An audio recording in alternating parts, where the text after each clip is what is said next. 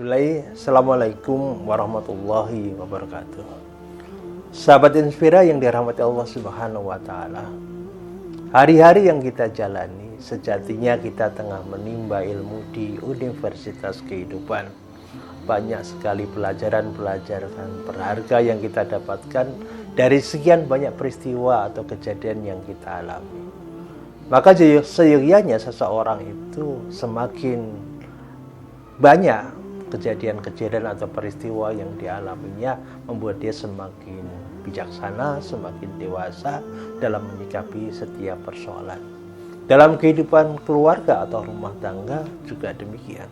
Bila sebuah rumah tangga itu berharap rumah tangganya adalah rumah tangga yang langgeng, awet, dan bertahan lama, maka harus menetapkan tujuan-tujuan besar dalam kehidupan keluarga atau rumah tangga. Tujuan-tujuan besar ini tentu saja adalah mengharapkan ridha Allah Subhanahu wa Ta'ala, terhindar dari neraka dan masuk ke dalam surganya Allah Subhanahu wa Ta'ala.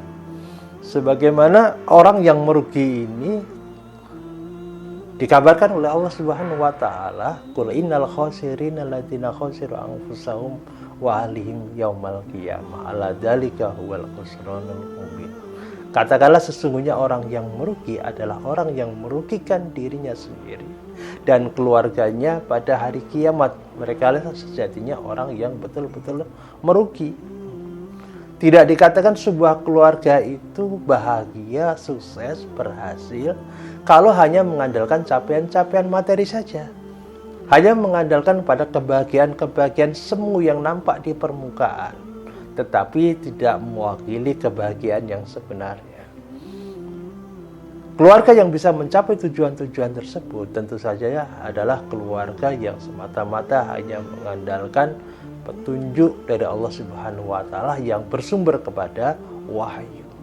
Tidaklah sama orang-orang yang dilapangkan dadanya untuk menerima syariat Islam, untuk mendapatkan petunjuk dari Allah Subhanahu wa Ta'ala, dengan orang-orang yang keras hatinya dari mengingat Allah, sebagaimana firman Allah, afaman syarhallahu sadrahu lil Islam fa huwa 'ala nurin min rabbih fa wailul lil qasiyati qulubuhum min dzikrillah ulaika fi dhalalin mubin.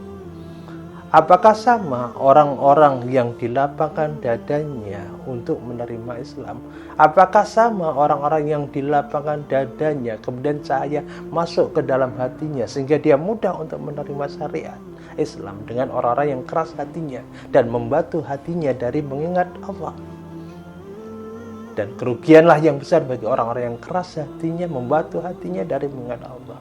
Maka sebuah keluarga yang berhasil, yang sukses dalam kehidupan dunia dan akhiratnya adalah ketika dia mampu untuk menghadirkan perasaan untuk mengedepankan syariat Allah dalam kehidupan keluarga atau rumah tangga tersebut, tunduk kepada syariat Allah, taat kepada Allah dan Rasulnya. Maka yang lain akan mengikuti.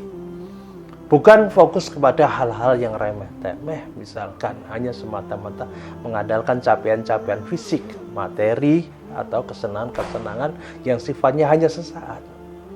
Kalau seseorang itu menikah hanya semata-mata untuk mendapatkan kesenangan dengan memilih seorang wanita yang cantik, laki-laki yang tampan, yang secara ekonomi mapan, ya mau bertahan berapa lama pernikahan itu kalau hanya mengandalkan itu? Kalau dalam sebuah pernikahan itu hanya mengandalkan kedudukan, hanya mengandalkan positioning di tengah-tengah masyarakat saja, maka berapa lama pernikahan itu bisa dipertahankan? Maka orientasi akhirat ini menjadi sesuatu hal yang sangat penting dicanangkan dalam visi pernikahan. Dalam ayat yang lain Allah Subhanahu wa Ta'ala berfirman, a'udzubillahi minasyaitonirrajim. Fama yuridillahu ayahdiyahu yasrah sadrahu lil Islam wa ma yurid ayyudillahu yas'al sadrahu dhayikan kharajan ka'annam yas'adu fis sama. Maka barang siapa yang dilapangkan dadanya untuk menerima Islam, lalu cahaya masuk ke dalam hatinya, maka Allah akan jadikan dirinya lapang hatinya, lapang dadanya untuk menerima syariat Islam itu. Dan mereka adalah orang-orang yang betul-betul beruntung, orang-orang yang betul-betul beruntung ketika cahaya masuk ke dalam hatinya. Sahabat suatu ketika bertanya berkenaan dengan turunnya ayat ini. Kaifa yashrah sadrahu ya Rasulullah? Apakah yang dimaksudkan dengan yang di lapangan dadanya itu ya Rasulullah? Rasulullah menjawab, idza dakhala nurul qalba insaraha wa fasa. Apabila cahaya masuk ke dalam hatinya sehingga hati menjadi lapang, hati itu menjadi terbuka. Kemudian sahabat bertanya, apakah ada tanda-tandanya ya Rasulullah? Rasulullah sallallahu alaihi wasallam menjawab, na'am. Ada 3 tanda-tandanya. Yang pertama adalah al-inabatu ilad daril khulud, hatinya condong kepada kampung halaman yang kekal dan aman. Wa tajafi an daril ghurur, hatinya menjauh dari kampung halaman yang penuh tipu daya, yakni dunia. Yang ketiga, al-istidadul maut qabla liqa'il maut, siap mati sebelum datangnya kematian.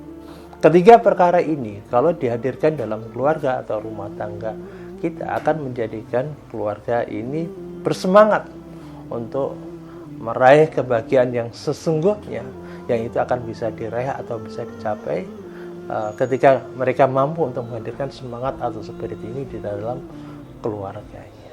Nah, sahabat Inspira yang dirahmati Allah Subhanahu wa taala, kita mohon kepada Allah Subhanahu wa taala agar keluarga kita betul-betul memiliki orientasi yang kuat untuk kebaikan di kehidupan akhirat nanti, sampai kemudian kita menggenggam tangan pasangan hidup kita, menggenggam tangan anak-anak kita, kemudian kita membisikkan kalimat di telinga mereka, alhamdulillah akhirnya kita sampai di sini. Billahi taufiq wal hidayah.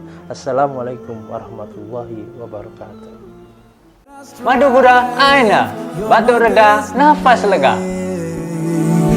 You're my reverend.